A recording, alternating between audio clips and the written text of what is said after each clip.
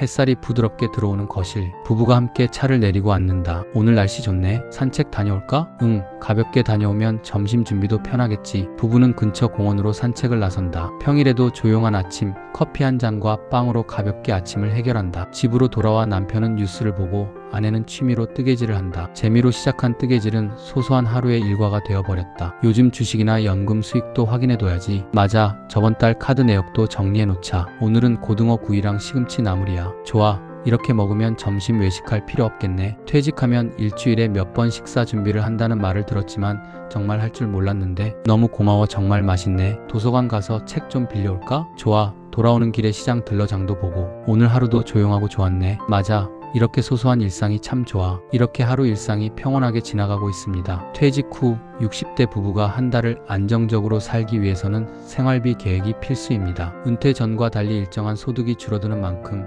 지출 항목을 꼼꼼히 살펴볼 필요가 있습니다. 오늘은 실제 은퇴 부부의 한 달 생활비를 항목별로 자세히 살펴보겠습니다. 통상적으로 들어가는 비용으로 한번 정리하고 정말 내 생활비도 이렇게 드는지 알아보겠습니다. 주거비는 은퇴 생활에서 가장 큰 비중을 차지합니다. 집을 소유한 경우에는 관리비와 공과금, 보험료 정도가 필요합니다. 아파트 기준 관리비는 월 35만원, 전기, 수도, 가스, 인터넷, 통신비까지 포함하면 월 40만원 정도입니다. 만약 월세를 내는 경우라면 50만원에서 80만원까지 늘어납니다. 주거 형태에 따라 생활비 부담이 크게 달라지므로 은퇴 전 계획이 중요합니다. 식비는 하루 세끼와 간식까지 포함해 월 70만원 정도 소요됩니다. 아침은 간단한 빵과 커피, 점심과 저녁은 씹밥 위주로 건강하게 준비합니다. 때로는 외식을 하기도 하지만 대부분은 집에서 식사하며 비용을 절약합니다. 식비는 생활비 항목 중에서도 매달 변동이 있는 부분이므로 예산을 조금 여유 있게 잡는 것이 좋습니다. 교통비는 외출 빈도와 차량 보유 여부에 따라 달라집니다. 자가용을 이용하는 경우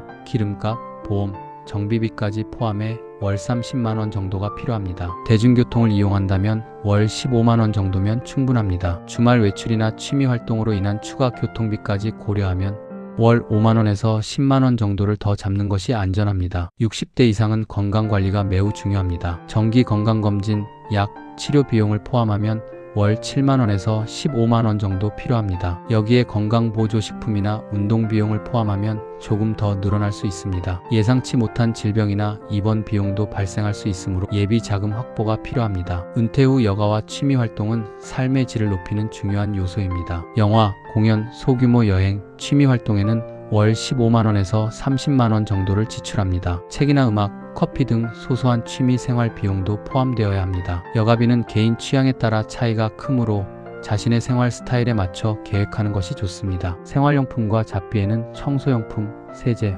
화장품, 소모품뿐만 아니라 경조사, 자녀와 손주를 위한 선물도 포함됩니다. 은퇴 후에도 가족과 사회적 관계를 유지하기 위해 필요한 비용입니다. 월 15만원에서 30만원 정도로 예상할 수 있습니다. 이 모든 항목을 합하면 60대 은퇴, 부부의 한 달 생활비는 평균 250만원에서 350만원 정도입니다. 집이 없거나 외식과 여행을 많이 즐기는 경우 더 필요할 수 있습니다. 은퇴 후 안정적인 생활을 위해서는 예상 생활비를 정확히 계산하고 여유 자금을 확보하는 것이 필수입니다. 퇴직 후 생활비를 계획하는 것은 단순한 계산이 아니라 안정적이고 행복한 은퇴 생활을 만드는 첫걸음입니다. 각 항목별 지출을 이해하고 준비하면 건강과 여가를 즐기며 여유 있는 60대 생활을 누릴 수 있습니다. 퇴직 후 부부의 안정적인 생활을 위해서는 현금 흐름 계획이 필수입니다. 60대 부부의 실제 생활비를 알아보겠습니다. 주택 한 채와 퇴직금, 여유 자금, 국민연금이라는 자산을 어떻게 활용할지,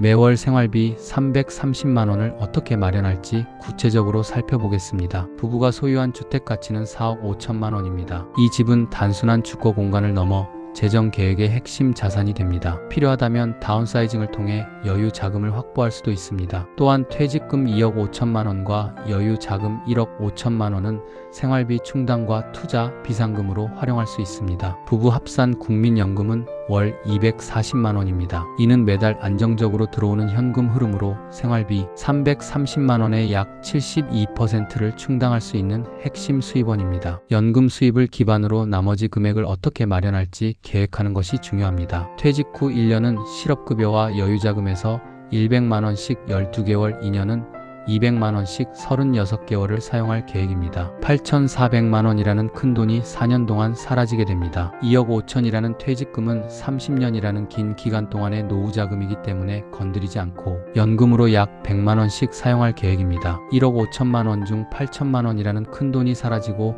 여유자금은 7천에서 8천이 남습니다. 만약 더 여유있게 살고 싶다면 부부의 핵심 재산인 주택을 활용한 주택연금과 주택의 다운사이징으로 여유자금을 확보할 수 있습니다. 현금 흐름 관리에서 핵심은 연금 자산 인출 여유 자금 활용의 균형입니다. 월 330만원 생활비를 유지하면서 비상 상황에도 대비할 수 있는 구조를 만드는 것이 중요합니다. 자산과 수입을 통합적으로 관리하면 은퇴 후 60대 부부도 장기적으로 안정적이고 여유 있는 생활을 누릴 수 있습니다. 퇴직 후 재정 계획은 단순히 돈을 쓰는 문제가 아닙니다. 안정적인 현금 흐름을 확보하고 자산과 연금을 전략적으로 활용하는 것이 핵심입니다. 퇴직금과 여유자금, 국민연금을 기반으로 한 월 330만원 생활비 계획은 은퇴 생활의 안정과 마음의 평화를 만들어줍니다. 현명한 계획으로 행복한 60대 생활을 시작할 수 있습니다. 이 부부의 현재 안정적인 은퇴 생활 뒤에는 남편의 30년이 넘는 긴 직장 생활이 있었습니다. 매일 아침 지하철을 타고 출근하며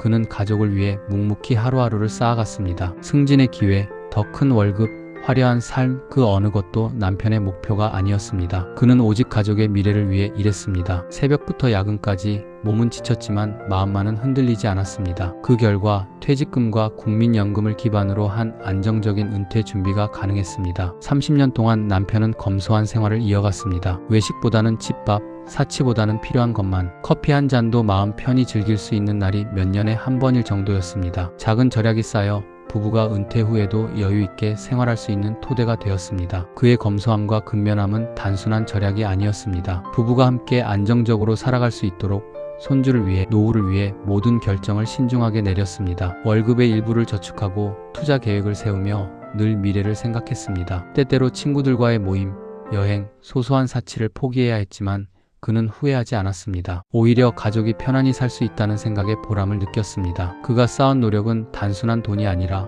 마음의 평화와 안정이었습니다. 이제 퇴직금 2억 5천만 원과 여유자금 1억 5천, 국민연금으로 부부의 생활비 330만 원을 안정적으로 충당할 수 있습니다. 남편의 오랜 직장 생활과 검소한 삶이 만든 결과입니다. 매월 들어오는 연금과 자산의 흐름은 부부에게 마음의 여유와 은퇴 후 행복을 선물했습니다. 30년 동안의 희생과 노력, 검소함과 헌신, 그것은 단순한 재정 관리가 아니라 가족을 향한 사랑의 표현이었습니다. 오늘의 안정된 은퇴 생활은 바로 그 헌신이 만들어낸 결과입니다. 그는 이제 자신과 부인이 함께 웃으며 살아갈 수 있는 시간을 맞이했습니다. 한 평생 흔들림 없이 살아온 남편의 삶, 그리고 부부의 신뢰와 노력, 그 모든 것이 모여 안정적인 현금 흐름과 행복한 은퇴 생활을 가능하게 했습니다. 때로는 소박하고 때로는 힘들었지만 오늘의 평화로운 하루가 그 모든 시간을 보상해주고 있습니다.